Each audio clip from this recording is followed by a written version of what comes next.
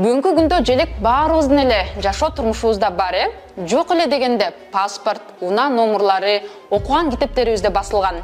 Эми аны төраган Нурланбек Шакиев менен депутат Улан Примов өзгөртүүнү сунуш кылды. Алар күн нурунун толкундарын жактырышпай жатат. Мейли, бул мыйзам кабыл алынды дейли. Желекте өзгөртүү канча турат? Бюджеттен канча бөлүнөт? Чыгымга учурап калбайбызбы? Биз бул суроолорду сураш үчүн алгач мыйзамды демилгелеген депутат Улан Примовго чалдык. Кечиресиз, абонент азыркы учурда жооп бербей жатат. Бир аздан кийин кайра чалыңыз.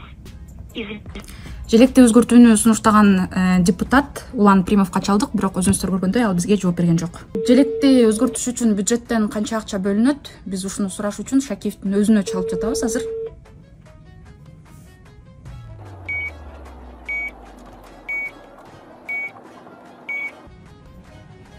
Өзүңүздөр көргөндөй Нурланбек Шакиев дагы бизге жооп бербей жатат.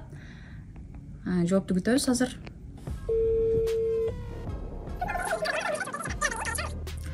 Өзүңүздөр көргөндөй Нурланбек Шакиев дагы биздин чалуубузга жооп берген жок. Бизге мыйзамдын демилгечилери жооп бербегенинен Шакиевдин жардамчы консультанты Учкунбек Акимбай уулуна чалдык. Биз бул тууну өзгөртүү боюнча мыйзам демилгеленбедиби? Ошонун акчасы боюнча маалымат алалы дегенбиз. Акчасы боюнча, акчасы кандай бөлүштүрүлөт, бюджеттен канча бөлүнөт, ошол боюнча маалымат сурайлы дегенбиз. Мыйзам долбоору каралып атканда билинет. Азыр коомдук талкууда да. Мыйзам долбоору каякта өзү? Мыйзам долбоору Жогорку Кеңештин сайтында коомдук талкууда илинип турат. Биз таппай жатабыз да, ал жерден көрө албай жатабыз.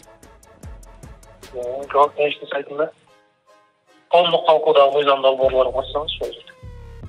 Негизи справка обоснование деген нерсе бар да, анан ошол жакта деген силер алдын ала эсептеп чыккан жоксуңарбы, бюджеттен канча каражат кетет өзгөртүш үчүн? Бир аздан чалсаңыз мен бир жерде эле сайттан карап туруп айтабыз. Бир аздан кийин канчадан кийин? 15 мүнөттөн кийин. Ал бизге 15 мүнөттөн кийин айтып берем деп өчүргөн, ошол бойдон телефон чалуубузга жооп бербей кутулду. Баса, тууну өзгөртүү боюнча президент Садыр Жапаров дагы пикирин билдирди. Ал Шакиевди кубаттап, эми күн карамага окшоп башка өлкөлөргө көз каранды болбой өнүгөбүз дегендей болду.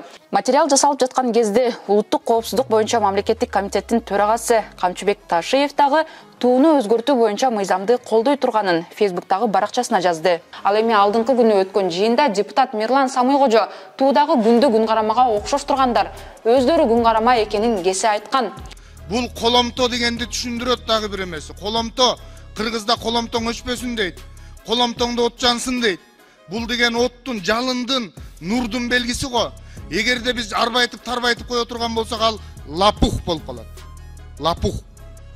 Кыргызчасы уйгак, орусчасы лапух. Мен ушуну айтып коеюн деп атам. Анан ушул тууну өзгөртүүгө урматтуу депутаттар, эгерде биз дагы бир жаза тайып, башка иштерибиз кокодон болуп турганда, башка иштерди эмес, туубуз жөнүндө алектене турган болсок, эртең эшиктеги эл бизди кечирбейт. Туура эмес турган туунун астында турабызбы биз? Ошондой. Андай эмес, андай эмес. Анда мындай кылып коелу, анда мындай кылып коелу. Жолуңуз сизге көрсөтөт. Мына кече да жолуктук. Оригиналы таптакыр башка. Койсоңор. Урматтуу төрага, мындай. Туунун авторлору дагы ким күн карама деп аткан болсо, ошолор өздөрү күн карама да. Туу өзгөрөт дегенден бери социалдык тармактарда кызуу талкуу жүрдү. Биз тууну өзгөртүү боюнча Бишкек шаарынын тургундарынын да оюн сурадык. Азыр мен 26 жаштамын. 26 жаштан бери мен оюмча туунун өзгөртүүнүн же кандайдыр бир жашоого кыйынчылык келтиргендин эч кандай проблемаларын көргөн жокмун да. Себеби бизде чын эле аябай көп проблемалар бар. Ошол себептен тууну коюп реалдуу проблемаларды чечсе жакшы болмок. Кайсы проблемаларды чечсек болот эле деп ойлойсуз? Билим берүү маселеси аябай жогорку деңгээлде турат. Азыр инфляция болуп аткан себептен, мисалы үчүн жумуш орундары, негизи эле шаар ичинде көп проблемалар, жергиликтүү областтарда көп проблемалар бар. Ошолорду чечиш керек. Вы сами видели, да, вроде? Ну, количество, ну, не знаю, наше, как бы, более-менее. Не понравилось, да? Не, вообще жаккан жок. Өзгөрүштүн кереги деле жок, уже эме болуп калган да, бардыгы көнүшүп эме болуп калган. Жаңы туунун эмесини көрдүм, фотосуну. жаккан деле жок анча деле. Желек боюнча эми бул жөн эле акчаны коротууда, мисалы элестесеңиз. Сиз кийимиңиз бүтүн түрк башка кийим алат элем, ушул эле өң просто бул топчу мененкен, ати замочка мененкен дегендей эле болуп калып атат да, менин оюм боюнча мисалы.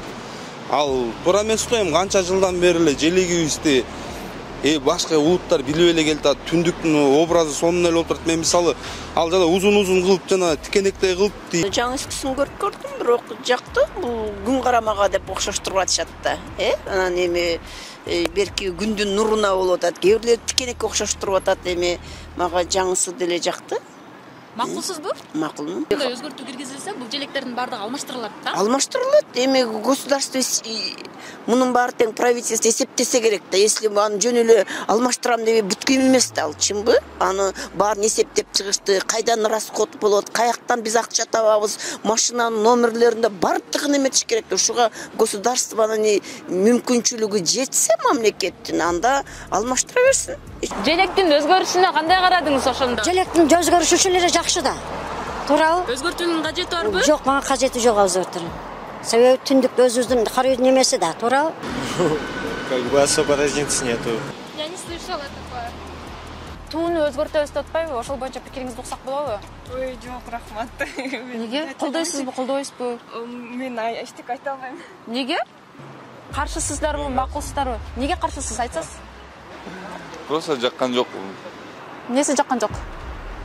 Там прямые угольники. Бирок чын айтсам, пока мен аябай деле айырма көргөн жокмун муну алмаштырганданчы. Алмаштырыш керек деп ойлойсузбу? Эми негизи алмаштыра турчу нерселерибиз көп го андан башка. Ошолорду алмаштырсак болмок да андан көрө. Эгерде мисалы мындай да болушу мүмкүн экен да, желекти мисалы постепенно алмаштырабыз депчи. Ошондой болсо колдойсузбу? Эми өкмөттө иштеп аткан баягы алардын өздөрүнүн көз карашы бар да, кандайдыр бир жөндөн эмес да. Балким кандайдыр бир анализ аркылуу же ошонун себебинде алмаштырабыз деп атат да. Мен чын айтсам көп мындай эметкен жок, мага көңүл бурган жокмун да. Кандай ойлойсуз негизи? Өзгөртүүгө муктаждык барбы желекте? Жокко деп ойлойм эми. По-моему, ушул эле боюнча калса болот го. По-моему, ошол менин оюм. Башка проблемалар бар шаардын ичинде да, мамлекеттин ичинде да. Ал вакыт келген жок желекти өзгөртүүгө. Мисалы кандай көйгөйлөрдү чечсе дейсиз? Мисалга эң башкысы коррупциясы, бюрократияны, эң биринчи цифровизация, ошол аз убакытка цифровизация, мамлекеттин цифровизация процесстерин ошону өзгөртүш керек эң биринчиси. Я считаю, что то, что сейчас есть, это нормально, типа, от этого ничего не меняется. Ничего не меняется, да? Ну, для меня так. Но они решили поменять. Ну, раз они решили, то ладно. Макулсузбу? Ну, если было бы, типа, так, то нет, я не согласна. Жаңытуу жактыбы сизге, көрдүңүзбү? Ооба. Эми анча деле эмес экен. Эски эле жакшы болчу. Туун алмаштырышып атат да, кандай ойлойсуң? Каршысыңбы же макулсуңбу? Каршыбыз. Бардык элдер каршы да. Ал туу канча жылдан бери келатат. Туурабы? Эми аны кандай светке алмаштырмак эле? Свет эмес, нурларын алмаштырышат экен, түз кылып. Болбой калат кандай болсо.